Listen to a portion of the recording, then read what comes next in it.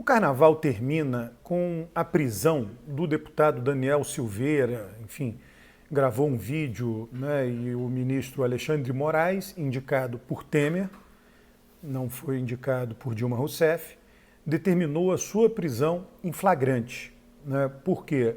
Opinião, você poderia dar uma opinião, falar que o Supremo não se comporta corretamente, falar opinião. Alguém do Supremo pode até lhe processar, pagar uma indenização, calúnia e difamação, mas a fala do deputado foi uma fala que pode ser tida como incitação à violência. Né? Alguém vê aquilo, diz, olha, é um deputado federal falando isso sobre ministros do Supremo Tribunal Federal, cruza com o ministro, né? O ministro mora ali na Superquadra em Brasília, caminha de manhã, né? Cruza ali com o ministro, diz, pô, aquele deputado falou que eu tenho que bater no ministro, que vale a pena bater no ministro, vou lá e bate no ministro. Quer dizer, então aquilo pode ser de fato caracterizado como um crime gravíssimo, né? Como incitação à violência a uma autoridade muito elevada da República. O que acontece é que, se eu não me engano, pelo regimento interno do STF, essa decisão de prender de um ministro tem que ser julgado no plenário do STF. E isso vai acontecer, né, hoje, dia 17, número do PSL, né, deputado Daniel Silveira do PSL, vai acontecer hoje à tarde. Né? Eu suponho que o Supremo possa mantê-lo preso por um placar muito elástico, de 11-0 até. O ministro Marco Aurélio gosta muito de votar contra a maioria. Ele mesmo diz isso, né? Eu acho que ele tem um livro, um texto dizendo que ele é contra a maioria. Mas nesse caso, o vídeo fala até no nome dele, né? O vídeo do deputado Daniel Silveira. Então pode ser que ele vote junto com a maioria. Um outro elemento importante de tudo que está acontecendo com o deputado é o fato dessa semana ser uma semana de carnaval. Então, dificilmente haverá quórum. A maioria é uma maioria simples, não é maioria absoluta. Não sei se você sabe o funcionamento da Câmara, 10% dos deputados têm que marcar presença no plenário para que haja uma sessão. Mas basta que para que haja quórum, né, para que haja sessão e para que haja votação, é preciso que estejam na casa metade dos deputados.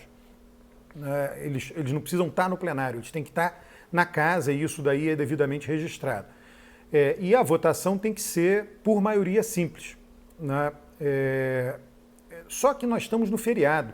Se não tivéssemos no feriado, né, ele foi preso ontem à noite, hoje, quarta-feira, a Câmara se reuniria e votaria, e poderia dizer isso é uma afronta do Supremo contra nós, vamos votar para liberar, não dá para prender deputado.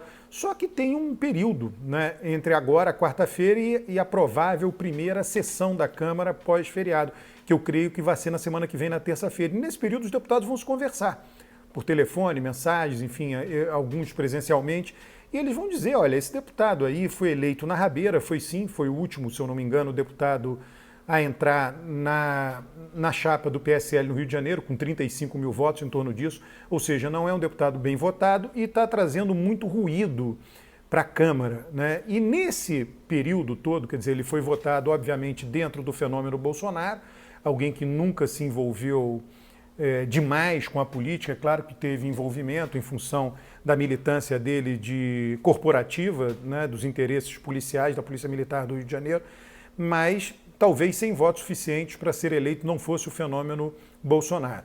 Bolsonaro começou o governo radicalizado, sem o apoio da direita fisiológica, que é o Centrão, e agora tem o apoio dessa direita, que obviamente vai estar lá no ouvido dele dizendo, olha, Bolsonaro, deixa a Câmara resolver isso. E ele já deu essa declaração. Isso é um problema da Câmara. Então, todos os fatores são ruins para o Daniel Silveira. Né? O fato do Supremo provavelmente caminhar para manter a prisão dele por um placar muito elástico, o fato de estarmos no feriado e dar tempo para os deputados conversarem, formarem um consenso para mantê-lo preso e, obviamente, caçar, porque se ele for mantido preso, ele será caçado. O fato de Bolsonaro ter caído no colo do Centrão, o fato da Rede Globo de televisão, das organizações Globo, estarem sendo muito duras com o deputado, né? E aí, obviamente, né, isso tem uma influência na Câmara dos Deputados importante, não há a menor dúvida disso. E o clima vai se construindo, não só um clima, mas todas as conversas necessárias para mantê-lo preso. E, inclusive, como um sinal para deputados que decidam fazer coisas semelhantes e equivalentes. Agora é um momento mais maduro para isso. Se ele tivesse feito a mesma coisa no primeiro ano de Bolsonaro, ainda não seria. Você precisa de um determinado amadurecimento de condições que vão além, obviamente, do funcionamento das instituições, porque as pessoas acham também isso, que basta as instituições funcionarem que elas fazem tudo. Elas não fazem tudo. É preciso da pressão da opinião pública, é preciso de circunstâncias adequadas, elas funcionam dentro de um determinado ambiente. E o ambiente agora é favorável para a manutenção da prisão seguido de uma cassação, e inclusive cassação de direitos políticos. A Sarah Winter conheceu algo semelhante, ela fazia todo aquele estardalhaço, sei lá, grupo dos 200, que na verdade não tinham 200, depois foram contar, eram 30 ou menos de 30, soltaram fogos em cima do Supremo Tribunal Federal, e aquilo, o que aconteceu? Ela foi presa por um mês. Bastou uma prisão curtinha, de um mês. E ela abandonou a militância, disse que hoje não defenderia mais Bolsonaro, se afastou totalmente. Não só ela. Basta pegar um, porque todos os demais são muito frouxos. Basta pegar um que os demais se desarmam. Tinha aquele cara, eu acho que tinha até um cargo no Ministério da Damares, um cara alto, forte, funcionário público que agrediu enfermeiras num protesto lá no início da pandemia, na frente do Palácio do Planalto. Ele sumiu também do mapa. Ele foi preso por alguns dias e sumiu do mapa. Todos eles estão morrendo de medo, porque é uma primeira prisão, um processo, tiveram que gastar dinheiro com advogado. Eles dizem, eu não quero um segundo. O primeiro ainda é réu primário, foi condenado, no seguinte já não vai ser mais réu primário, o advogado vai cobrar mais caro, então todo mundo ficou quietinho. No caso desse deputado, a Câmara tem uma chance de ouro para intimidar, não só resolver o problema dele, defenestrá-lo dessa situação, mas intimidar os demais deputados que não se comportam exatamente como ele, mas caminham nessa direção. Você deve se recordar da foto na qual esse deputado aparece junto com Witzel, ainda candidato, não eleito governador do Rio de Janeiro, e um outro que foi eleito deputado estadual pelo Rio de Janeiro. Eram 3 figuras quebrando a placa da Marielle. Pois bem, dessas 3 figuras só resta uma. Witzel foi defenestrado do sistema, não será mais governador, corre o risco de ser preso. Esse deputado está sendo humilhado, preso, eu acho que terá um fim mais grave do que está acontecendo até agora, que é gravíssimo. E o terceiro é um deputado estadual que, olhando isso e vendo ali nós 3 da foto, por enquanto só sobrou eu, ele vai dizer, opa, vou parar por aqui, não quero ter o mesmo destino dos 2.